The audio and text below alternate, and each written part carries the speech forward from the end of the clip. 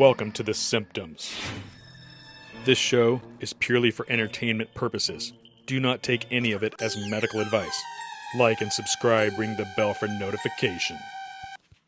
This episode is about rabies. The symptoms are weakness, discomfort, headache,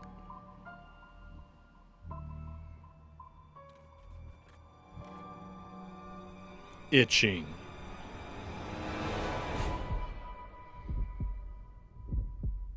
cerebral dysfunction, anxiety, delirium,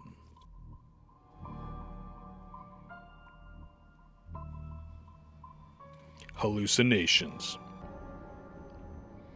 hydrophobia, that's fear of water, and in some cases,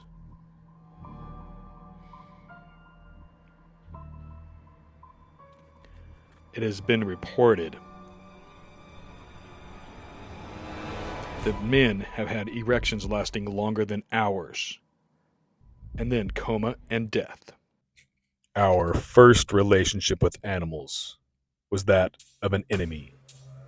Then one day, long ago, one man threw an animal a piece of food. Imagine for a moment that you were that man. That animal was most likely a dog. Or, well, back then it would have been a wolf. But that wolf was the first in the lineage of that became today's lapdog. Our relationship with animals has been almost as complicated as our relationship with fire. And it's cost us almost as much. A fire can be a comforting companion on a dark and lonely night. A dog can also be a great companion. We love animals from the cute puppy. We name our sports teams after animals. This relationship with animals has been the reason for most of our diseases, from AIDS to Zika. They have all come from our relationship with animals. But one of the oldest, one that has been with us almost as long as the animals themselves, is rabies. Lyssa is the Latin name for rabies. In Greek mythology, Lyssa, called Lytta by the Athens, was the spirit of mad rage, frenzy, and rabies in animals. She was closely related to the spirit of madness and insanity.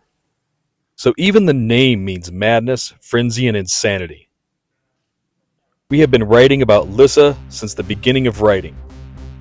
4,000 years ago, in Mesopotamia, a law that if you had a dog that became rabid and it bites someone and that person dies, you should pay 40 shekels.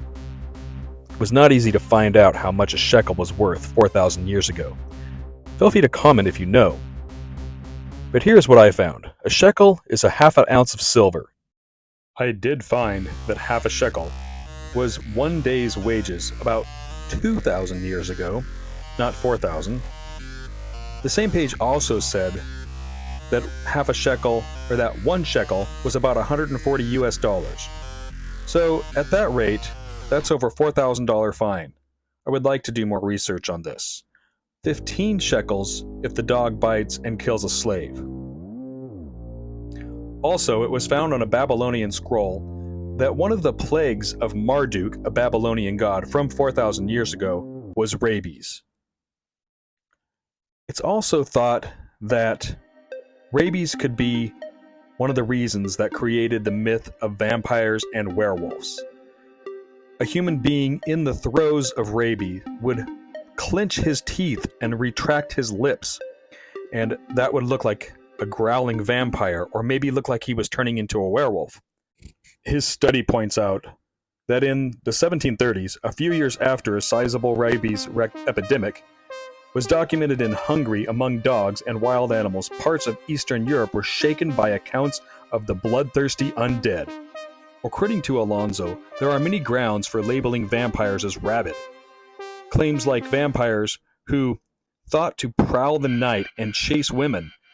Its victims frequently have an enhanced libido, suffer from insomnia, both rabies and alleged vampire syndrome, are substantially more prevalent in men than in women. Wolves and dogs, which are often linked with rabies, are widespread rabies carriers in the past. Additionally, bloody saliva can occasionally leak from the mouths of rabies victims due to their difficulty in swallowing. But there are some problems with this theory. Humans with rabies rarely bite, and they rarely spread the disease. Also, the crucifix, the stake in the heart, and silver. But it would be hard to pin these on other possible diseases, and the myth of the rabid animal has been burned into the zeitgeist and is part of our collective conscience. On July 6, 1885, Louis Pasteur and his colleagues injected the first of 14 doses of a rabid spinal cord suspension containing progressively inactivated rabies virus into 9-year-old Joseph Miser, who had been severely bitten by a rabid dog 2 days before. This was the beginning of the modern era of immunization, which had been pressed by Edward Jerry nearly 100 years earlier.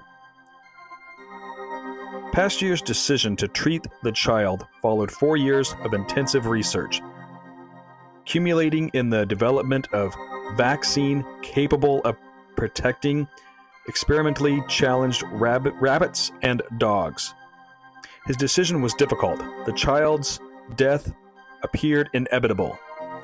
I decided not without acute and harrowing anxiety, as may be imagined, to apply Joseph Miser the method which I had found consistently successful with dogs. The immunization was successful, and the Pasteur rabies immunization procedure was rapidly adopted throughout the world by 1890. There were rabies treatment centers in Budapest, Madras, Florence, Sao Paulo, Chicago, New York, and many other places throughout the world. The basic treatment, Pasteur treatment, based on brain tissue vaccine with the additional formaldehyde, is used in many countries of the world where rabies is prevalent. This treatment still involves immunizations given daily for 14 to 21 days, and still carries the same risk of neurologic as Pasteur is in Pasteur's day. In the United States and other developing countries, more potent, safer, and very expensive cell culture-based rabies vaccines are combined with hyperimmune globulin for post-exposure treatment. The efficacy of such regimens has been proven well. From 1979 to 1984, Europe dropped over 100,000 chicken heads from helicopters. The chicken heads contained rabies vaccine and were another way to inoculate foxes from rabies.